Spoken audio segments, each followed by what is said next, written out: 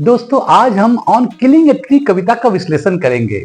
पहले स्टांजा में कवि कहता है कि पेड़ को मारने में बहुत समय लगता है, चाकू का एक साधारण वार उसे नहीं मार सकता।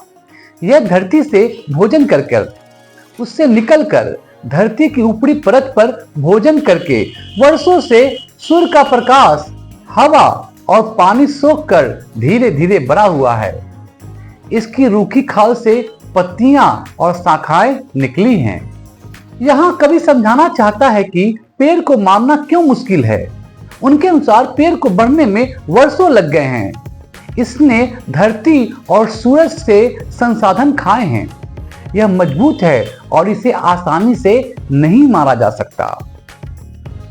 कवि के अनुसार हमें उस पेड़ को काटना छाटना होगा, यानी धारदार हथियार से उस पर हिंसक प्रहार करना होगा। केवल यह कार्य के द्वारा अकेले पेड़ को नहीं मारा जा सकता, न ही यह पेड़ को ज्यादा दर्द पहुंचाएगा, कष्ट पहुंचाएगा। पेड़ की खून बहने वाली यानी घायल छाल ठीक हो जाएगी और जमीन के करीब से यानी नीचे से हरी टहनियां और छोटी छोटी शाखाएं फिर से उग आएगी। और अगर हमने उसे नहीं काटा तो वे फिर से उग आएंगी और मूल आकार में फैल जाएंगी। इस स्टांजा में कवि बताता है कि केवल पेड़ के तने और शाखाओं को काटने से वह नहीं मरेगा, क्योंकि कुछ समय बाद नीचे से नई टहनियां और शाखाएं फिर से उग आएंगी और अगर हमने उन्हें नहीं काटा तो वे मूल आकार में बढ़ जाएंगी। इसलिए हमें पेड़ को मारने का कोई और अधिक क्रूर तरीका ढूंढना होगा।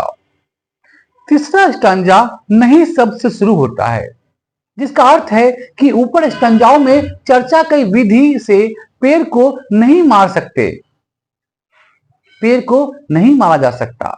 इसे मारने के लिए हमें पेड़ की जड़ को उस स्थान से बाहर निकालना होगा जहां उसने धरती को मजबूती से पकड़ रखा है।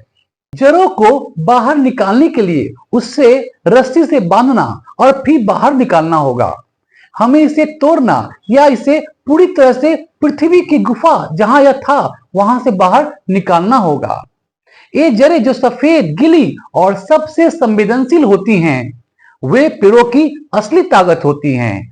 जड़ ही पेड़ की असली ताकत होती है। वे बरसों से धरती की गहराई में रहती है। एक बार जब उन्हें निकाल दिया जाता है तो पेड़ की ताकत खत्म हो जाती है। तो इस स्टांजा में कवि एक पेड़ को मारने के क्रूर तरीके पर चर्चा करता है। उनके अनुसार एक पेड़ को मारने का एकमात्र तरीका या तो इसकी जड़ों को तोड़ना है या रस्सी का उपयोग करके उन्हें बाहर निकालना है। वे सबसे संवेदनशील भाग होते हैं और अक्सर सफेद रंग के होते हैं।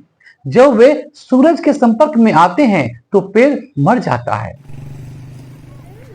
और अंत में पेड़ मर जाएगा और हमारा काम पूरा हो गया। अंतिम चरण में सबसे क्रूर हिंसा शामिल है। जो जड़ें संवेदनशील और सफेद थी वे अब बाहरी वातावरण संपर्क में आ जाएंगी। वे गर्म, सूखी, सख्त, मुड़ी हुई और अंत में मर जाएगी। अब पेड़ कभी दोबारा जन्म नहीं ले पाएगा, दोबारा उग नहीं पाएगा। जैसा कि हम देख सकते हैं, कवि ने हत्या की प्रक्रिया में शामिल हर कदम का सुंदर वर्णन किया है। मनुष्य प्रकृति के प्रति कठोर है। सदियों से पर्यावरण की मदद करने वाले पेड़ों को तुरंत मार दिया जाता है।